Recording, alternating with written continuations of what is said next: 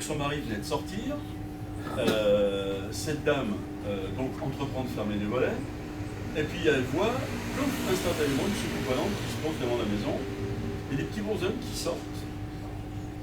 Alors, la description est ridicule, je suis désolé, mais il faut prendre les choses comme elles se présentent. C'était des petits bonshommes déguisés en petits nains, sur un petit peu des chapeaux pointus, des têtes marrantes. Ils sont rentrés dans la maison, paraît-il, hein, c'est ce que cette dame a dit.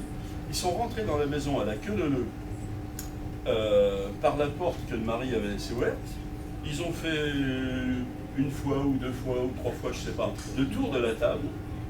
Ils sont sortis, ils sont montés dans la soucoupe et ils sont partis.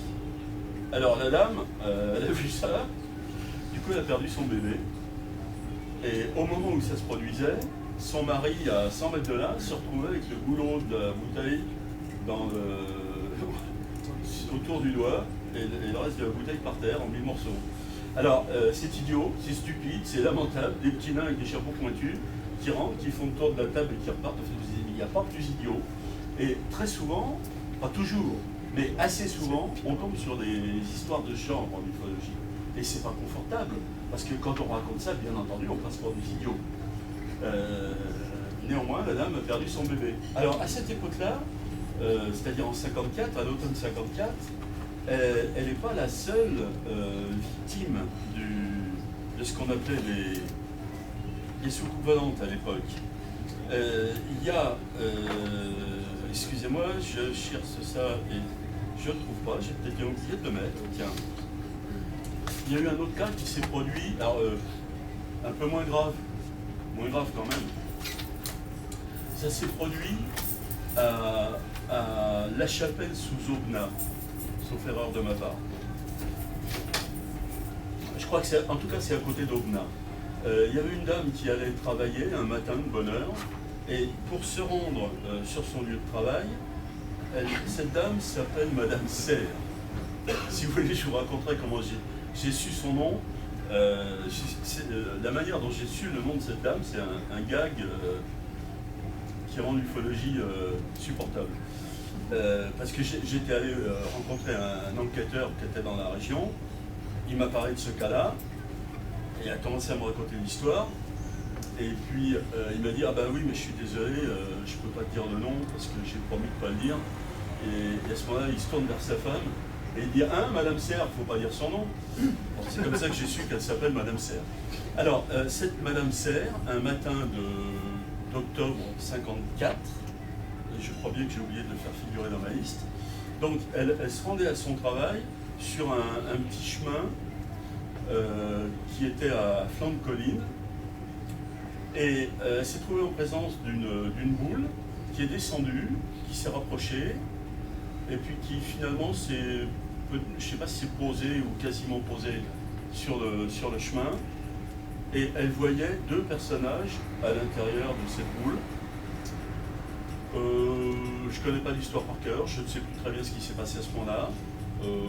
Pas grand-chose, je crois. La boule est repartie. La dame est allée à son travail.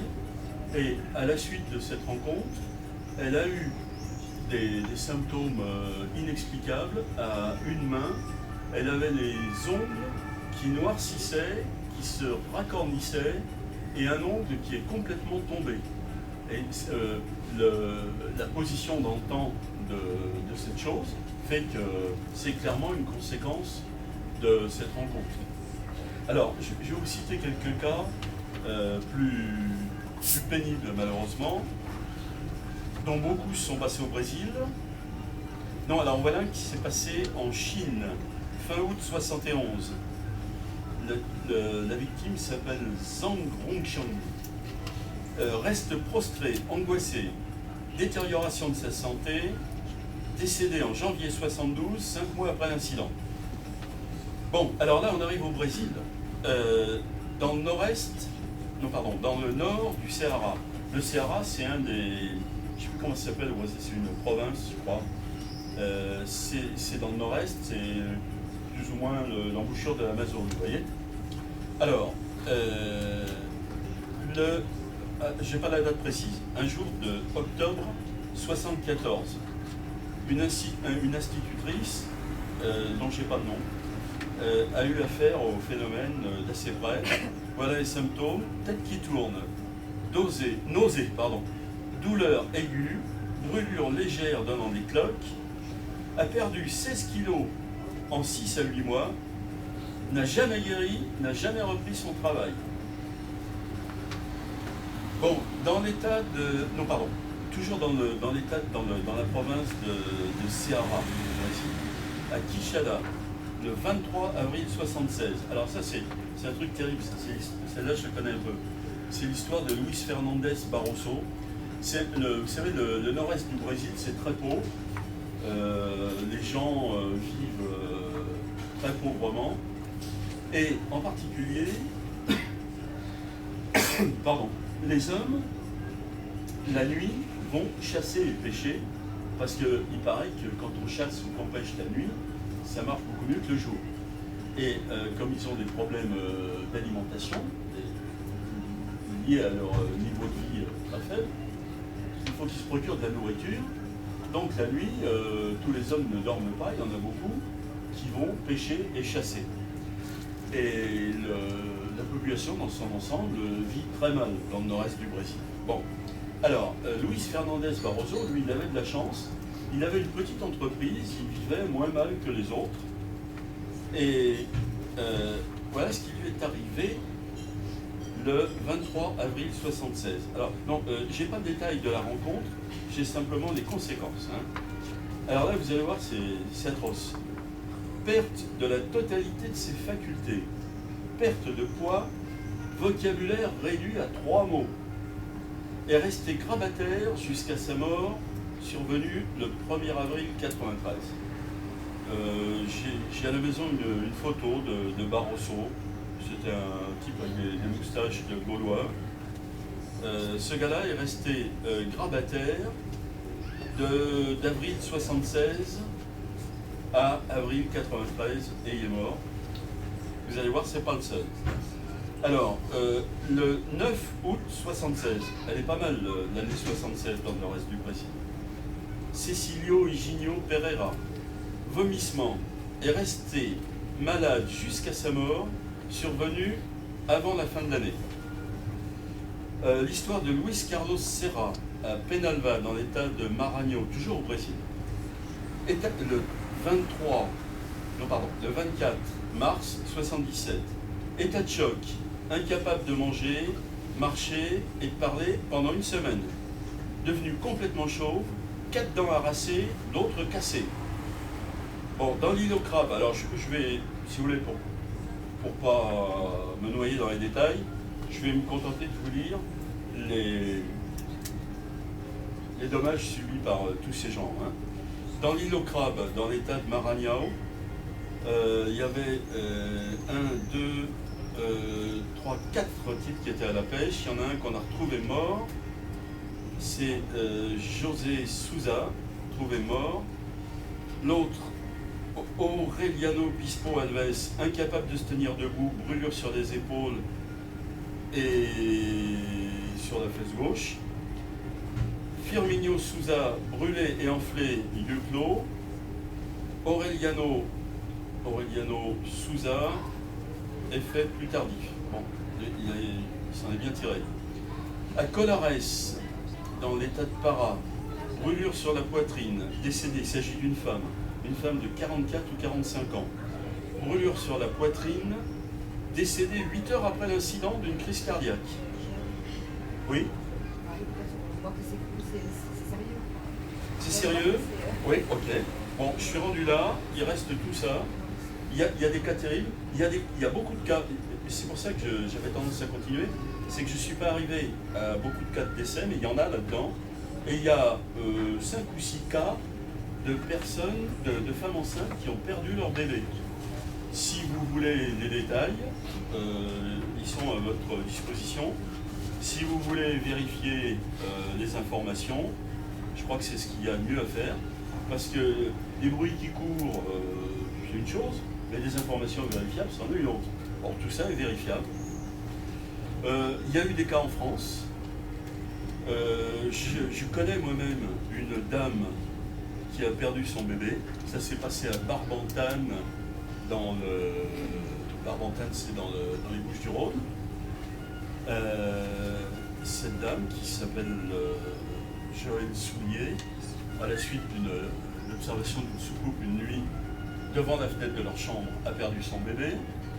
Et j'ai rencontré en 2000, le cas qui m'a le plus bouleversé, c'est l'histoire d'une dame qui habite à Meaux, en Seine-et-Marne. Quand ça s'est produit, elle était infirmière en puériculture. Une nuit, alors cette dame-là, à cette époque, ne dormait pas dans la même chambre que son mari. C'est des choses qui arrivent.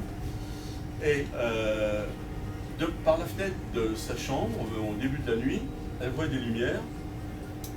Elle regarde par la fenêtre et elle ouvre la fenêtre, malheureusement, et elle voit un objet discoïdal qui était au-dessus de la pelouse, pratiquement au pied de sa fenêtre, ou à une dizaine de mètres d'elle.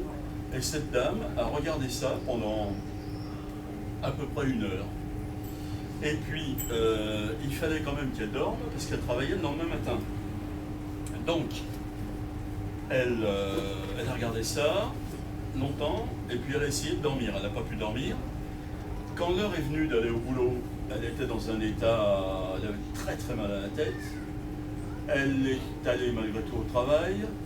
Elle m'a donné le nom du professeur chez qui elle travaillait. Et le chef du service de pédiatrie lui a dit rentrez chez vous et allez raconter ça aux gendarmes. Donc elle y est allée. Alors les gendarmes, je ne sais pas très bien comment ils ont réagi, ils n'ont pas beaucoup réagi. Mais il se trouve qu'une patrouille de gendarmerie avait elle-même vu le phénomène, ou quelque chose qui s'apparentait à ce phénomène, à la même heure, en passant sur une route voisine. Bon, cette dame a souffert de maux de tête terribles pendant je ne sais plus combien de mois. Je vous cite ça de mémoire, mais j'ai tout si vous voulez les détails. C'est à peu près 1 an. Pendant 1 an, elle a eu une vie épouvantable à cause de maux de tête insupportables. Et puis un jour, elle a fait un accident vasculaire cérébral et depuis, elle est invalide à 80%.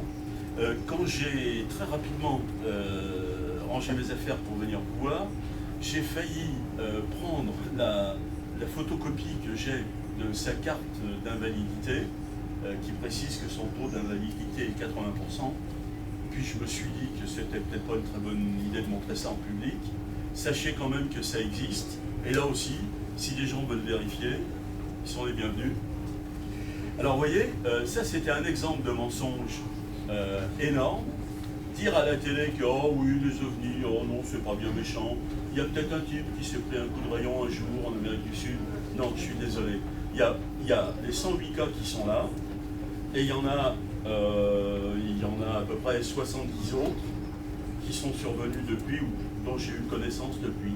Alors ça me paraît pas très sérieux de voir un expert, entre guillemets, il est expert, mais il est expert en intox, dire à la télé que oh non, les ovnis c'est pas dangereux. C'est dangereux. Si vous prenez cette liste, vous verrez par exemple le cas d'un équipage de l'aéroflotte.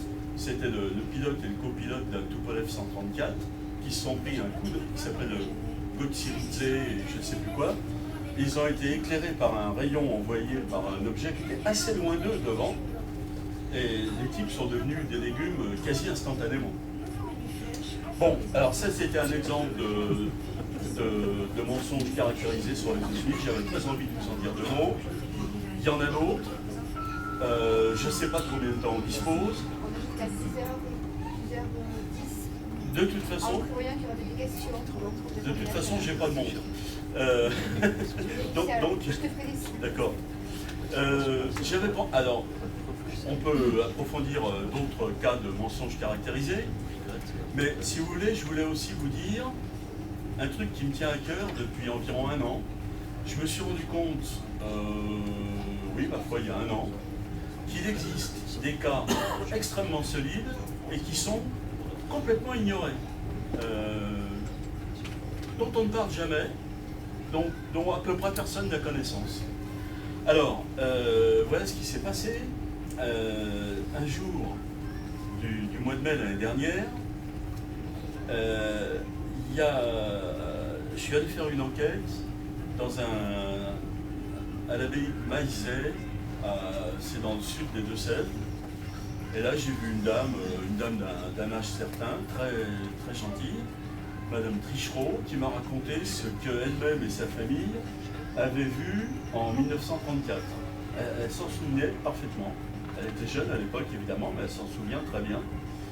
Ça ne m'étonne pas d'ailleurs, parce qu'un jour, j'ai recueilli un témoignage de 1919. Alors, 1934, ça ne m'étonne plus. Et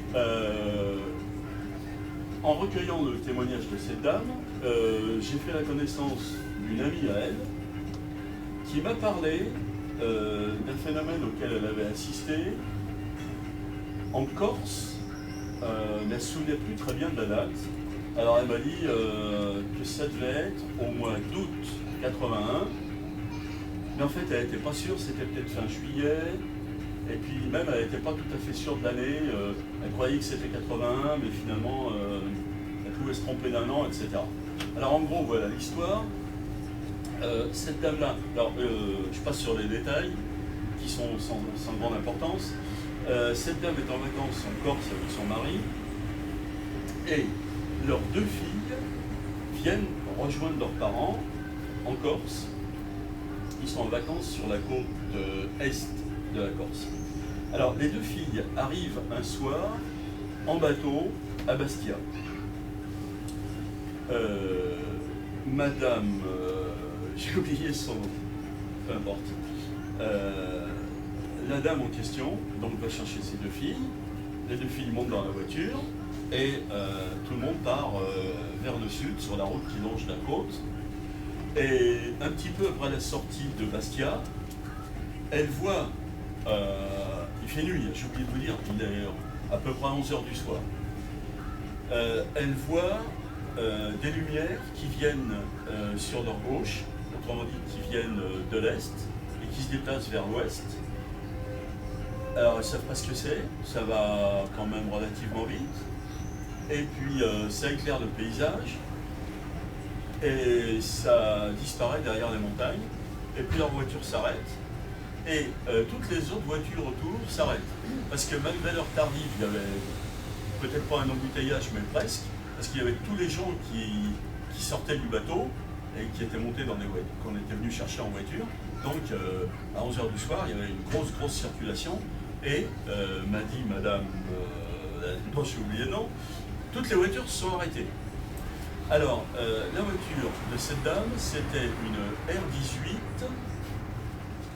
pratiquement neuve.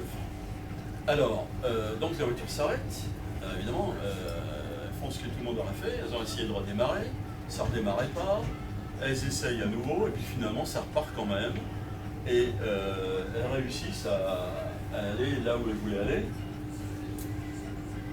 Et elles se rendent compte que toutes les autres voitures autour ont été affectées à peu près de la même manière, mais elles ne vont pas se renseigner sur le sort des autres voitures. Leur préoccupation à elles, c'est de rentrer. Bon, alors, c'était donc un cas avec des témoins assez nombreux. Moi, je connaissais l'identité de 3 témoins, cette dame et ses 2 filles. Alors, cette dame, dont j'ai provisoirement oublié le nom, mais qui habite à Maizet, en Vendée, dans les Deux-Sèvres, pardon.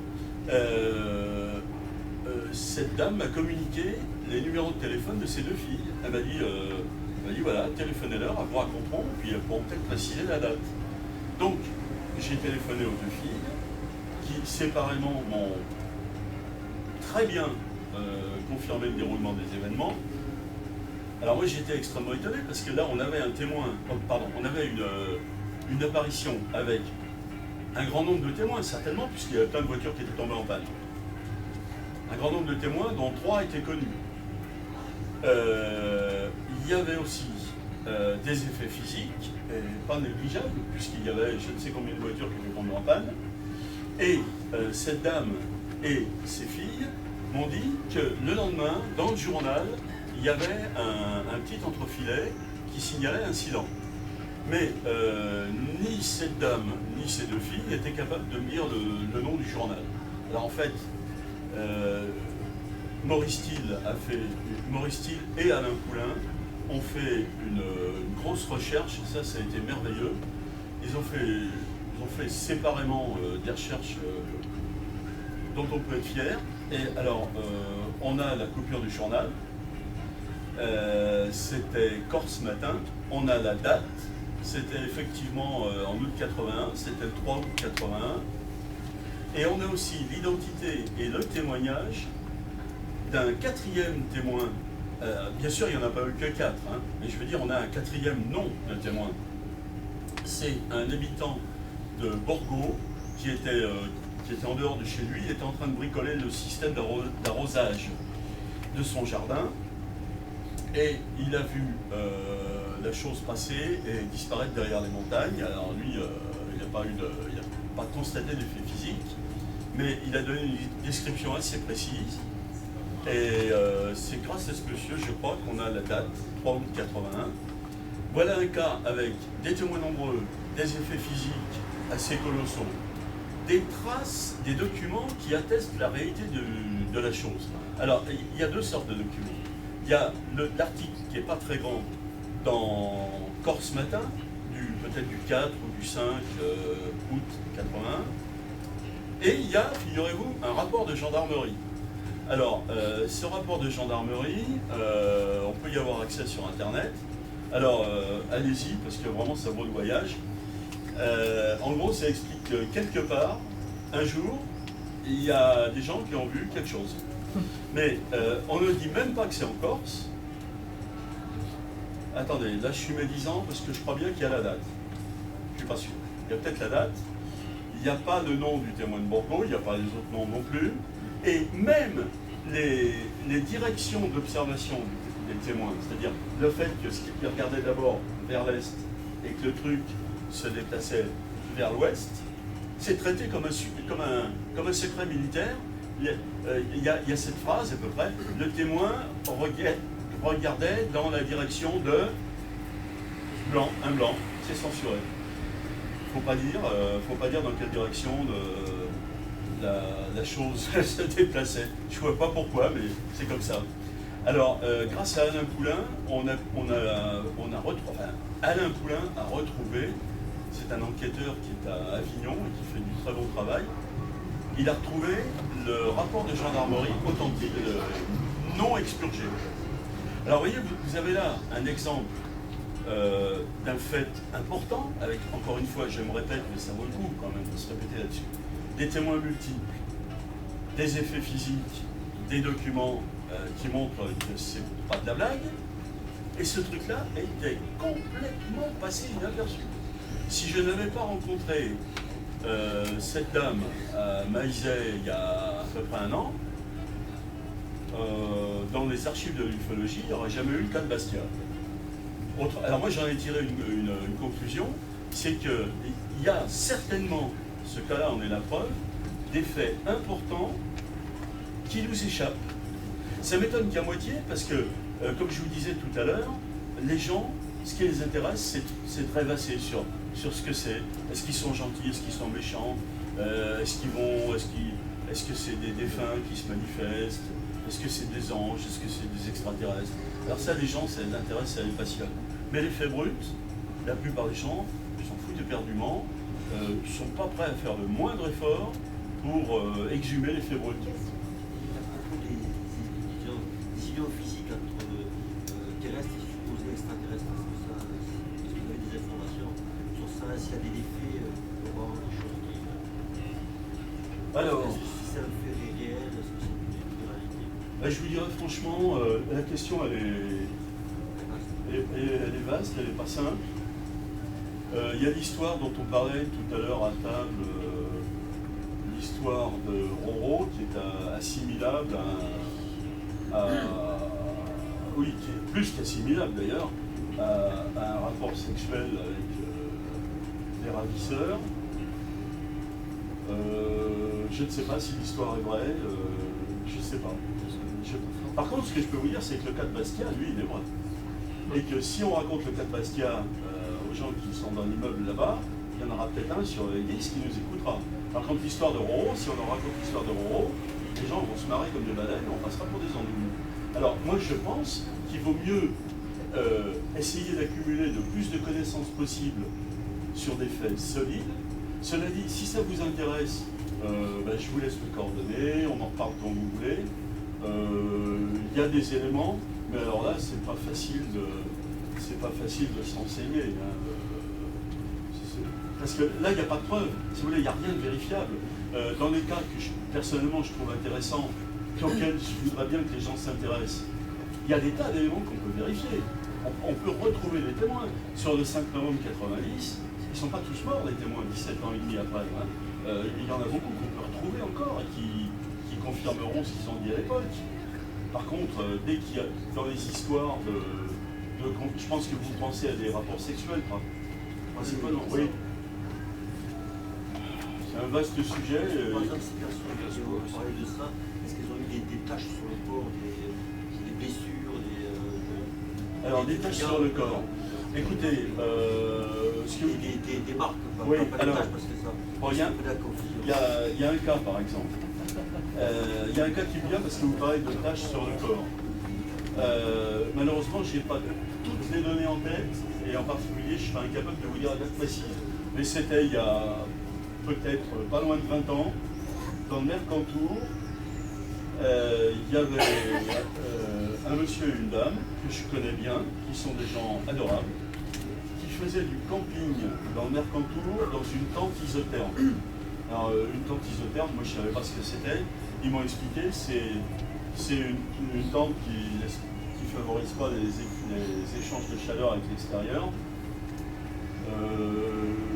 Les faces sont recouvertes d'aluminium, et puis ça permet d'avoir pas trop froid la nuit en montagne.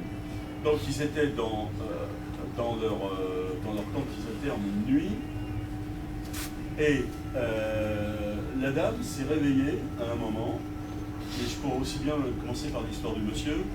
La dame s'est réveillée avec... elle entendait un bruit désagréable, comme nous, mais pas le même sans doute. Elle entendait un ronronnement, une espèce de ronronnement, ça la gênait, et elle avait mal à la tête. Alors, vous savez, c'est comme quand vous êtes endormi, mais il y a quelque chose qui vous gêne, et puis vous ne faites pas l'effort de vous réveiller vraiment. Il y avait quelque chose de pénible, il y avait ce bruit, il y avait le mal à la tête, mais elle n'a pas réveillé son mari. Elle s'est dit, je vais essayer de m'endormir. Bon, et puis ça continuait, et le lendemain matin, quand ils se sont réveillés tous les deux, le mari a dit à sa femme, « Oh là, j'ai passé une nuit épouvantable, j'ai mal à la tête, je ne sais pas ce qu'il y a, mais j'ai entendu un bruit, ça m'empêchait de dormir, toi tu dormais, mais moi j'arrivais pas à dormir. » Et le même matin, enfin quelques instants après, sûrement, la dame, en faisant sa toilette, s'est aperçue qu'elle avait une tache brune sur la face intérieure de l'une des cuisses. Bon, ces gens-là ont vécu, qui sont encore une fois des gens tellement gentils que j'ai tendance à avoir confiance en eux. Ces gens-là ont vécu quantité d'autres épisodes bizarres, avant et après cette histoire-là. Comme s'ils étaient suivis ou alors... Oui, il y a une histoire de... Il y a une histoire de sang. Un jour, cette dame